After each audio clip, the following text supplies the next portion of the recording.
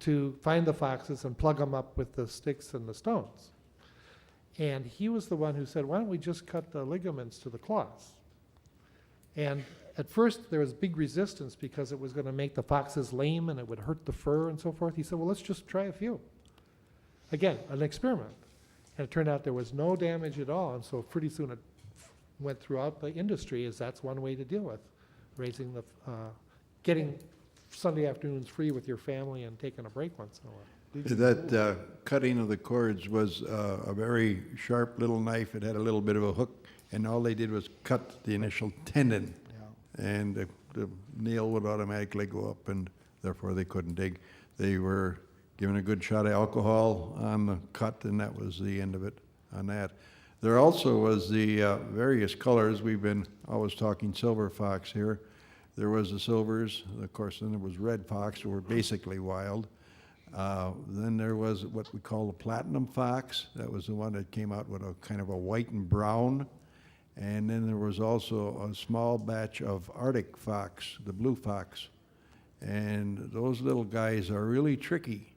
They look, when they're real small, they look like the cutest little cuddly bunny you want to do. And one day I went to one close to my face, and the next thing I knew, I was standing there with a fox hanging on my nose. Howard. That blue fox, it was an interesting fox. You mentioned about holding a fox out by his tail like this and getting it by the neck. A blue fox you couldn't do that with. A blue fox was able to turn up.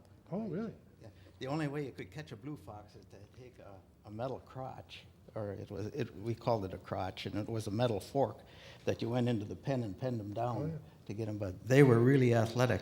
And Roger also mentions platinum fox, and you mentioned the genetics of the fox.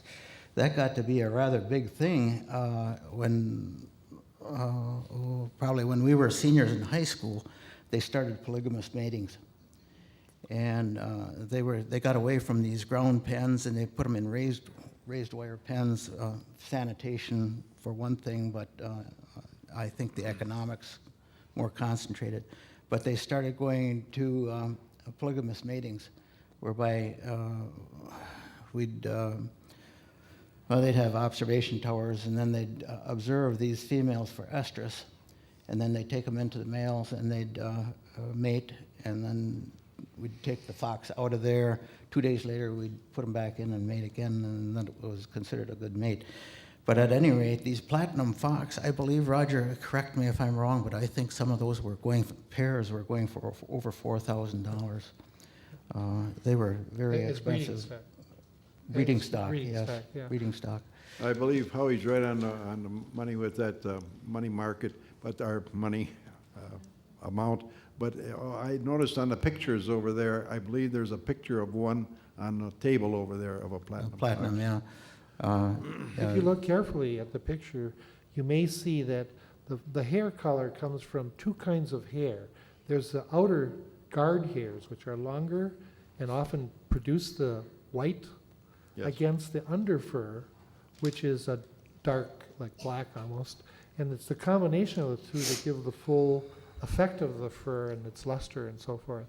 And there are different sets of genes that control those. So they started to learn about, and this is the old kind of genetics. You just didn't take a blood sample and run a DNA test in those days. You actually had to follow the families through and see what the effects were on litter size and market price later on. So it took a few generations to do the tracing of the best lines. Then there was also the freak line of the monkey fox. He was as wide as he was long. And they were real gentle. You could almost have them. I know we had one that we used to ride in a truck with us once in a while when we were getting a load of meat or something. It was called the monkey fox? A monkey. They referred to them as monkey fox. They were short-bodied, but they were much wider. Is a genetic defect. Yeah, that's all it was an oddball. Well, the reason I'm interested is that my PhD research was on monkeys, and maybe that's where that came from. I have a favorite story to tell about the fox and the personality of a fox. I was feeding with, we fed in pairs, one guy on each side of the wagon, and I was feeding with Elmer Schultz. And I'd play with this. We were feeding in raised pens, and every day I'd play with this fox. He'd always come up and play with my finger, you know. And one day I told Elmer, "Hey, Elmer, I got a tame fox over here. Look at this." I put my finger in there, and wham! He had me. I was going to add one note about the pans that you diligently washed. Yes. It may be, I'm guessing on this, I don't know for sure, but certain kinds of diseases like botulism can start with the rotten meat. And it may be that they were super sensitive to having any foxes die because of an outbreak of botulism. And at that time, they didn't have a serum to inject to protect against it. So they had to be ultra secure about the dishes they were giving them. And later on, I saw them just throw the whole feed over the fence line, and the fox would find it out in the yard someplace. But some of those pans would come in where the food was now all completely eaten, and it was getting hard, and it had been exposed to maybe 8-10 hours of sunlight, and they got pretty ripe. How old did the foxes have to be before you took the pellets? Harvested. Before you harvested them, is that what you mean? Harvested, yeah. Yeah. We always learned the word harvesting very early. I have sisters, and we had to talk about this at the dinner table, so it was always harvesting. But usually, most of the foxes were probably less than a year old, probably in their first year. And then you kept the breeding stock. Foxes can live 12, 15 years in the wild. You probably didn't keep them that long on the farms. But most of them were less than a year old. They were, the matings correct me, but they were in the winter or? In March. March? Oh, they were in March. March and January. The old ones, foxes, the young ones, got them in March. Okay. March 5th or 7th, early in March, you see. And they got to be about 4 weeks old. 4 weeks old. Then we had to give them a worm pill. Right. They all got a worm pill. Then we waited 10 days. We went around again and gave them a worm pill. He had a great big thing, put the little pill in there and put it in their mouth, And the young ones, from last year, they had the young ones like in May, end of April. And those foxes, if they were about 4 weeks old, they came out of the kennels starting to look, or else the mother would lay a little meat on an incline and they'd come out, see. But the old ones always, about the first part of March, that's when they went. Now, Herb Neiman had us look for the young ones on April 10th. That was April 10th. That was his day when you could go look through the old pairs, because he wanted to know how many young ones there were, see. And that was, I tell you, that was a bad thing to do. Sometimes it was so cold, about 10 above. It got colder years ago, I'm talking in the 30s, And it's not like now, and the old mother would take that one from this kennel to the next kennel, and that way around, and they probably were just born, see, so we said, well, listen, we know when that fox has got its young ones, when they're starting to carry meat. Then we'll look at it, and which we did then, we forgot about that April 10th. But then in May, well, you just knew when the mother would come out and carry meat, see. But I do want to mention one other thing from the food. We used to get semis of smelt. Mm-hmm. I don't know if you know that. They brought that in from up by Green Bay there. When the smelt there were a lot of smelt. They come in, back this big semi in and loaded it up in the smelt all on the floor. And then they got put in pans, and then we boiled them, and that's where they got their fish from. And the same way, like on a Tuesday, they come in with a semi with old bread. And that got dumped on the floor. I remember that. And then I know Alice's grandma, Alice Dietrich's grandma sat there. They had to take all the wrappers off the bread. And sometimes we helped too. And then the wrappers would get put in a boiler, burnt, Sometimes there was some nice donuts in there. they come in pretty handy, you know, see. And, well, that's one thing, that's where Mr. Daling lost his fingers or his hand at that time. We was grinding up this bread on a big corn blower, you know, see. And, well, that thing was full of donuts and stuff like that, you know, sticky stuff, and he fed it too much, and it clogged up. So then they had to stop it, and there were 2 doors, one at the bottom and one on top. And he cleaned that out and moved that big blower around, and it was clean, see. So then he started it up, but Mr. Daling forgot to close the little door, and the bread started coming flying out. And the boss says, close that door, instead of shutting the machine off. So Milton, he reached around like this. There was only this much room between the wall, you know, and the blower. Reached around, put his hand right into the hole, cut it off. And that was, yeah. How, if somebody asked a question relating to the horses, was the whole horse basically, did they use, like they say about the pigs, they use everything except the oink? Yeah. Did they do that with the horses, Clarence? Yes, they used everything but the hide, the hoofs, and the intestines. A truck would come out from Milwaukee and come out and pick that up, and that's the only part that was not used for horse meat. The meat was shaved off the bones just as if you were cleaning up a steer. And then they had a big grinder that took all the bones, everything. There was nothing wasted. And a lot of times Herb Neiman had it made with a canning factory here in Cedarburg. And when there'd be not a perfect batch of peas or something that were off color or they were over the hill, instead of canning them, they would keep them on the side, and they'd take them down to Mequon and freeze them. And this was all mixed in with the food as we went along, with the smelt, everything. And I don't know if everybody knows all the connections here, but the Frum brothers and the Niemans were double cousins. Frum, the generation before, had married a Nieman, and vice versa. So they were cousins, they knew each other. The Frums had the foxes, and my grandfather, John Nieman, had made pretty good money in a store and banking, and they got together, and that's how they financed this.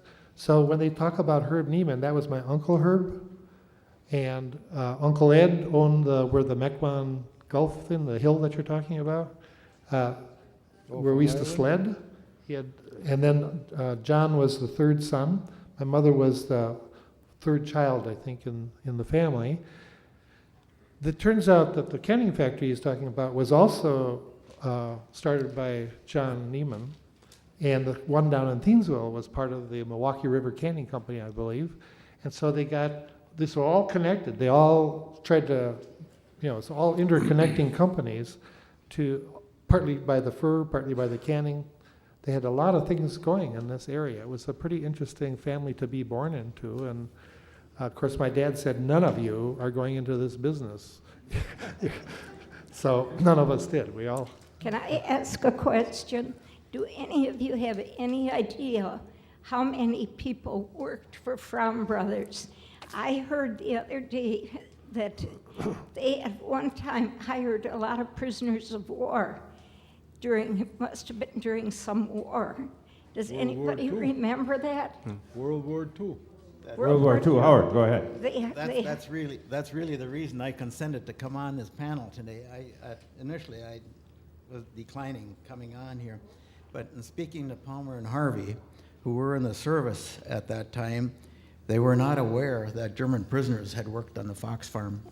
And that's very true. I can remember an Army bus coming into our yard, and there was a building we called a garage. It was like a 4 or 5 car garage. It had picnic tables set up in it, and this bus would unload German prisoners.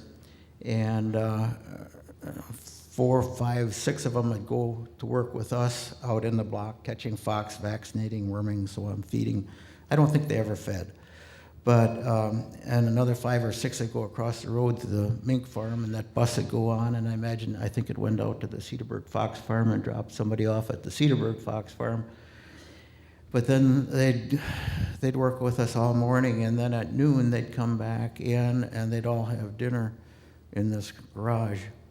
And then they'd go back out and come back in at 5 o'clock at night and leave. I do not know where they stayed. The prisoners were also working in the canneries. That was probably the connection between the Niemans and the canneries, but the German prisoners also worked in the canneries. And I really don't know where they stayed. For some reason, I think it was Richfield, but I'm not sure of that. But at any rate, these men had worked with us all day, and it worked out really very well because all of the men spoke German, so it was no problem. And I think these people were screened. There were no Nazis in them. They were decent sort of people. I don't ever remember having a guard go out with us into the block to work, but occasionally we'd see someone on the bus. But other than that, that's true. We had a lot of German prisoners working there. Roger. Howie, I think some of those prisoners were stationed down at the House of Corrections in Milwaukee, or down on the north side of Milwaukee, and then some of them came out of Mitchell Field in a big truck, and a lot of them were very down-to-earth fellows. They were willing to do a day's work. I remember I had one that I got quite acquainted with, and he claimed to be a wild tiger lion trainer in his country. And I also remember that on VE Day, a case of beer around the Fox Farm was pretty common, and they all had a bottle of beer, and the guard got a little upset, but he had one too, so that evened the score. Well, Jean Ernest was telling me that she remembers them reupholstering some furniture. One of them was a real good upholsterer, and after hours he'd do the upholstering for people. And when you think about it, almost all of Ozaukee County must have been working for Fromm Brothers and the branches, because that was one of the biggest employers in the county. And at my father's funeral, everybody that came, they knew who I was from being a little girl, and they all thanked us for my father giving them work during that time, because they said it kept their families from dying. They got, they made enough money with their 30 cents an hour. They made enough money that they kept their families in food. Glenn Hoffman is here, and I talked to Glenn last night, and Glenn's dad evidently drove. Glenn, you want to come up and tell people what you told me as far as your dad driving prisoners from Mitchell Field? Yeah, my father hauled the prisoners from Mitchell Field. They had a big barracks down there, and I would have to guess that there had to be better than 70 of the prisoners that they hauled out daily, because Harold Woodworth took the bus down, and my dad took the big truck, which was pretty much like that. I believe that's the white shown on the picture over there, and they had a tarp over the top, and so the prisoners were hauled in the back of the truck. So they'd bring them out in the morning, and they'd haul them back in the evening. So I guess there were quite a few of them working down there. Wasn't there a cannery at Richfield too? Isn't there a cannery there that they would have, Skippy? Yeah. Or Rockfield, I mean, not Richfield, at Rockfield. Yeah, right along the railroad tracks in Rockfield. Rockfield. Yeah. I'd like to introduce Gary Mason to you. Gary now and his wife, as I said before, are the owners of the ranch at Hamburg. And Gary, if you just want to tell people what's going on at Hamburg and what's there. Okay, first of all, I graduated from Cedarburg High School, so some people I know, I remember Gordy was a couple years ahead of me.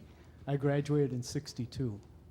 So, but 7 years ago, we were looking for some hunting land, and some land in Hamburg became available, and we bought it. And on that was a clubhouse made out of hardwood logs with a 4-lane bowling alley in it, a boarding house. It has a slaughterhouse there where the auctions were held from 1936 to about 39 or 40. And what we're doing with that now is turning it into a museum for the fox and the mink industry and the ginseng. Ginseng is where the brothers got their money to get into fox. And there's brochures over there that you may want to pick up on what we're trying to do. There's going to be tours and corporate retreat center there. And if anybody has any pictures they would like to copy or let us copy, we're trying to get all the memorabilia we can. And any questions we can answer. One thing we had somebody ask how the Fromms became connected with the Niemans. The brother's mother was Alwina Niemann. That's where the connection there came from. So that's pretty much it. Any questions? Stop me on the side. Thanks, Gary. And Gary and his wife drove all the way down from near Wausau today so that they could be here and bring the information with them. And that's really super and tremendous. Panel, any more comments? Clarence? Yeah, I got some more to say on this big ordeal. After I left the Cedarburg Fox Farm, then I went down to Schultz's Fox Farm, which is off of Mequon Road, and that's where my dad worked. And he was a feeder, and like Art told you people that he was in charge of several blocks of foxes, and I really don't know offhand how many yards were in a block, but there was quite a few. And it was up to him. He could do this on the side as a bonus for the end of the year. He could go in and he could match the foxes for pairs, and to get a better quality and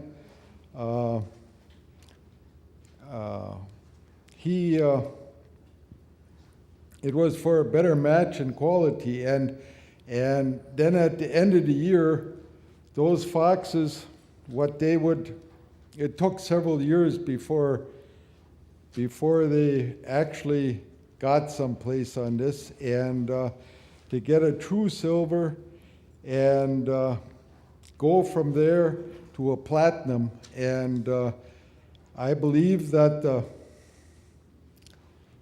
the feeders had that set aside for themselves, and what they preformed, that was going to be, those pelts would be set aside, and that was going to be their bonus for that year, and over and above their salary, which wasn't too much. And then over on the Wauwatosa Road by Harvey Sager's place, that was where the trucks were loaded for Hermansville, Michigan.